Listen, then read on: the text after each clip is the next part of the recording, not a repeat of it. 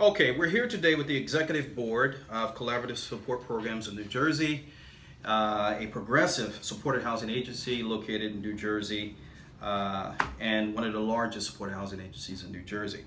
I'm here to present in narrative format the strategic plan as a result of moving into Medicaid fee-for-services.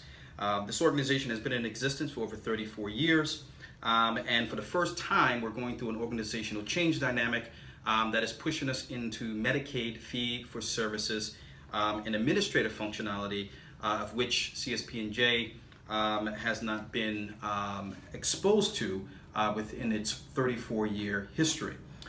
So to begin, we just want to talk a little bit about the mission and the vision of CSP&J. CSP&J is a progressive organization. Again, started from a grassroots effort in 1984 and continues to enhance their ability to develop their mission and their values. The agency in itself is a peer-led, non-for-profit organization, provides flexible, community-based services that promote responsibility, recovery, wellness through provision of wellness centers, supported housing and respite housing, human rights advocacy, and educational innovative programs.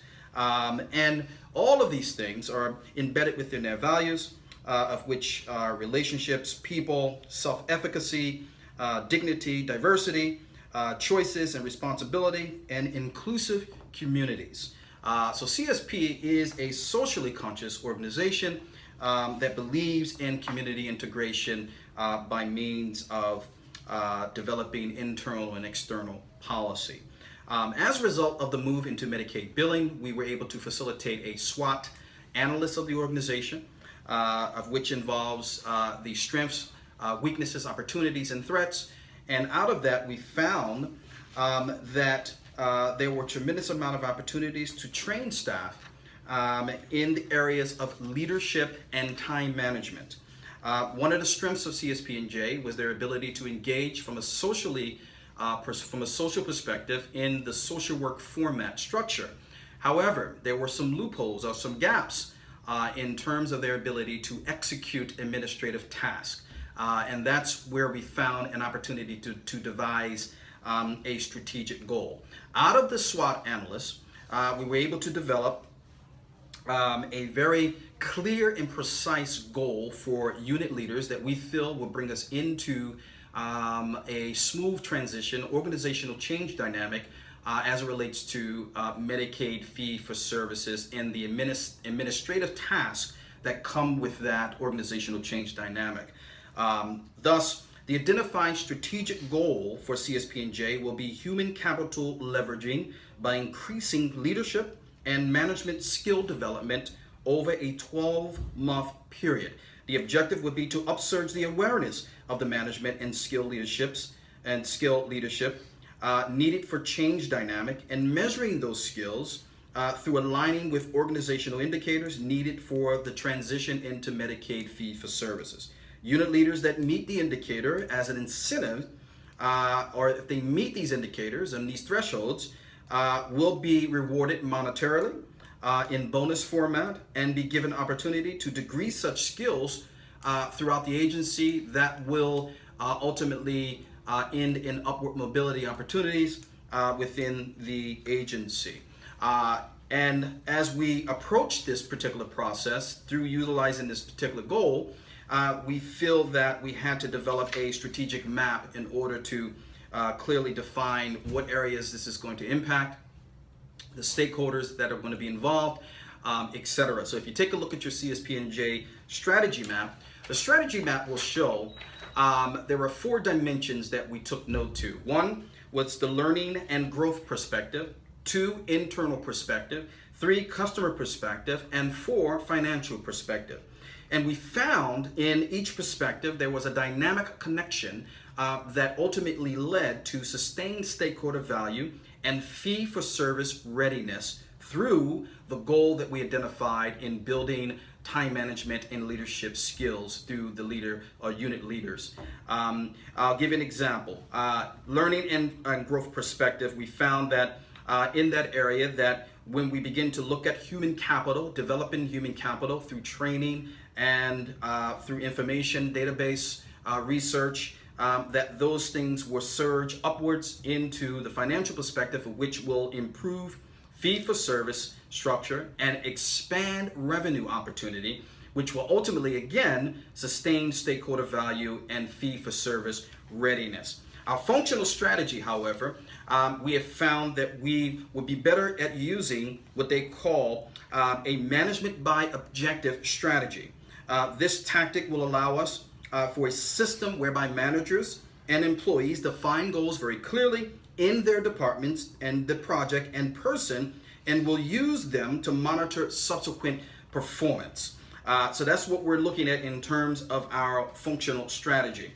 Our communication plan is quite comprehensive, how we're going to actually communicate this plan. The communication plan is recommended by and begins by mobilizing organizational leadership. We believe that the leadership should be first to disseminate this information. From there, we believe that this is going to develop into strategic conversations. From there, we're looking for formal communication from a hierarchy leadership that involves agency-wide memos. And from there, those memos will include the SWOT analyst, will include the goals, and will identify the objectives. We're also going to encourage organizational leadership to use interoffice technology, such as email systems between unit leaders, bi-weekly teleconferencing, SkyDrive for document sharing, GroupMe to chat for more progressive, innovative ideas, and in addition to that, webinar technology to bridge all of the departments on a weekly and bi-weekly basis and quarterly basis to discuss the progression. Last but not least is our evaluation process. We believe the evaluation process will be executed and evaluated progressively. This progressive evaluation process will include an integrated balanced scorecard control management system or management control system, of which will show the effects of enhanced leadership and time management skill development on financial performance, customer engagement, internal business processes, and organizational learning and growth, indicative of the strategic map that we identified earlier. The balanced scorecard method allows for an overall agency-wide review, indicative of organizational subdivisions in which the Medicaid fee-for-services will directly impact. So we feel that that particular evaluation process will allow us to address issues pushing the need for increased time management and leadership acumen. Furthermore, the balanced scorecard approach is balanced. And it is an approach that poises traditional financial measures with operational measures relating to a company's critical success factors.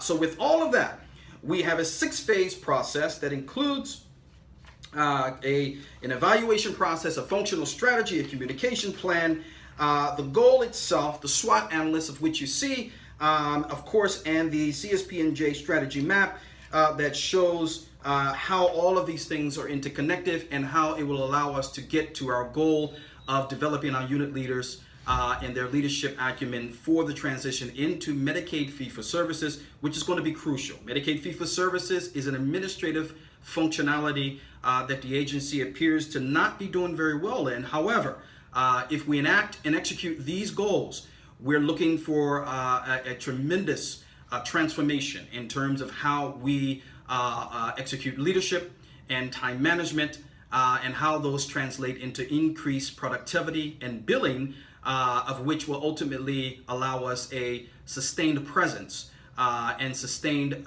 external stakeholder value throughout the remaining history of our organization. Thank you very much.